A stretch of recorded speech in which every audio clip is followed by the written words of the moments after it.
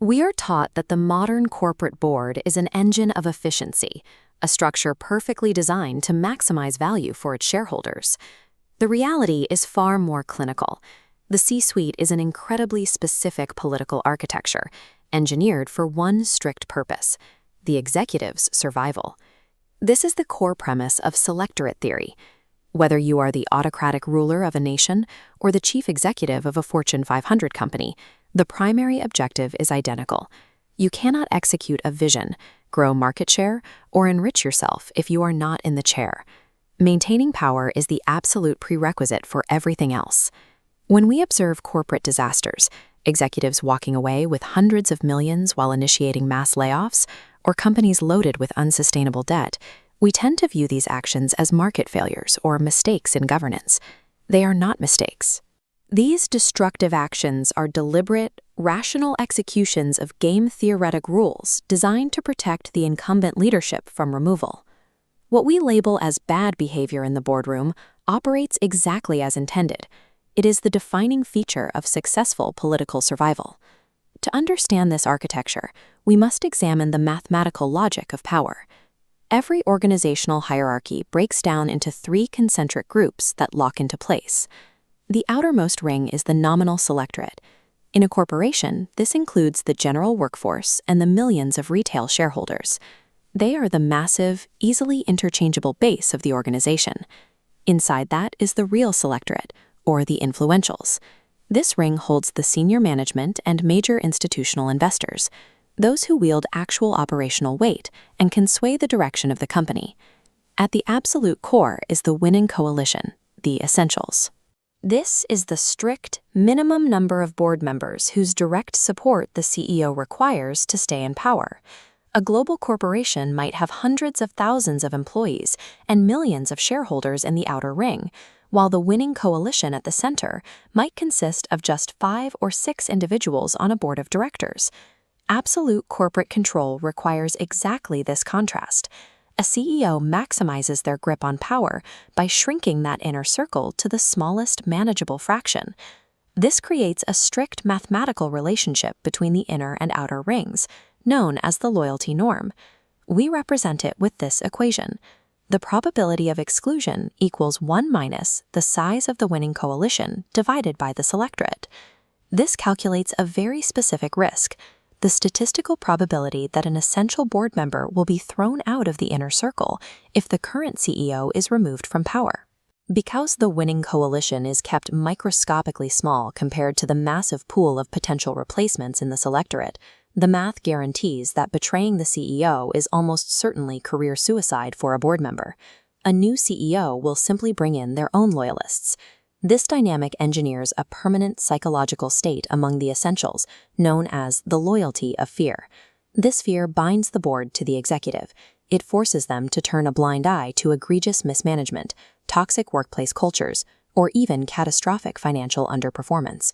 Backing a challenger means risking the total loss of directorship fees, prestige, and lucrative stock options. That guaranteed loss vastly outweighs the highly uncertain rewards of a successful corporate coup. Within this specific framework, blind cronyism represents the mathematically optimal strategy for the board's own individual survival. It operates independently of corporate ethics. This brings us to the first rule of political survival: keep the winning coalition as small and as strictly compliant as possible. The multi-billion-dollar collapse of Theranos provides a perfect operational template for this rule. Elizabeth Holmes executed it flawlessly. Look at this list of the individuals who made up the Theranos board of directors: George Shultz, Henry Kissinger, James Mattis, Sam Nunn. The company assembled a roster with immense political and military clout. But across this elite roster, there is a glaring anomaly. There is a complete and deliberate absence of anyone with actual biotechnology or medical device expertise. This lack of scientific background was a political necessity.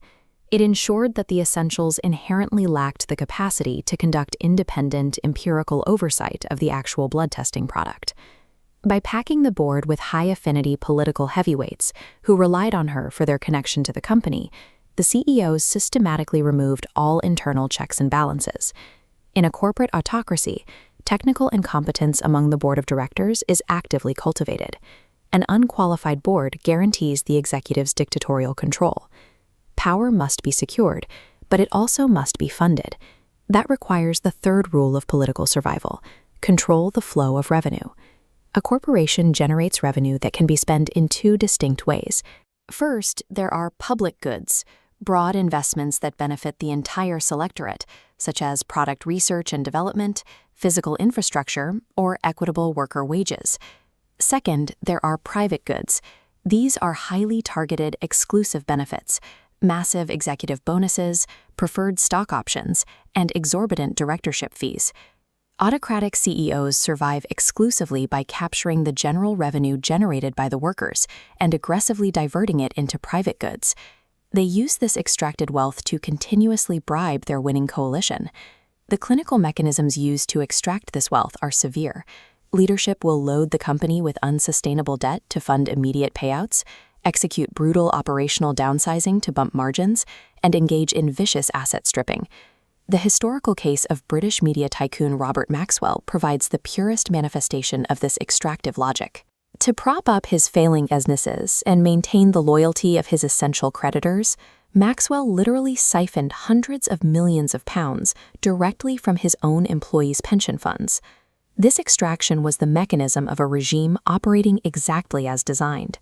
The autocratic corporate structure mathematically mandates exploiting the disenfranchised base to maintain the continuous bribery of the elite. We might assume that an executive who survives in power for many years provides stability, but selectorate theory identifies the life cycle effect, revealing how the political dynamics of the C-suite mutate over an extended tenure. As an executive survives multiple years and potential challenges, they engage in a systematic process of purging independent, low-affinity directors, replacing them exclusively with high-affinity cronies. There is a strict financial consequence to this purge. As the board becomes utterly dependent on the incumbent CEO for their positions, the cost required to buy their loyalty drastically drops. At this peak stage of executive power, the provision of public goods to the wider company collapses entirely. Organizational growth and innovation stagnate, while the extraction of private goods and pure corruption hit their absolute maximum levels.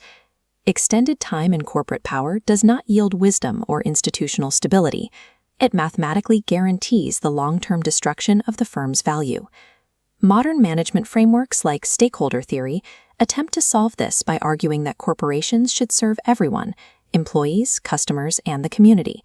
Structurally, this is an attempt to dramatically expand the size of the winning coalition. The empirical evidence shows that expanding the coalition does improve long-term financial performance and sustainability, yet incumbent CEOs will fight this transition to the death. The paradox is simple.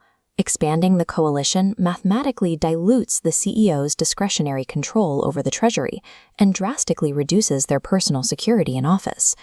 Trying to reform toxic leadership by appealing to a CEO's morality, personal ethics, or sense of long-term vision is a futile exercise.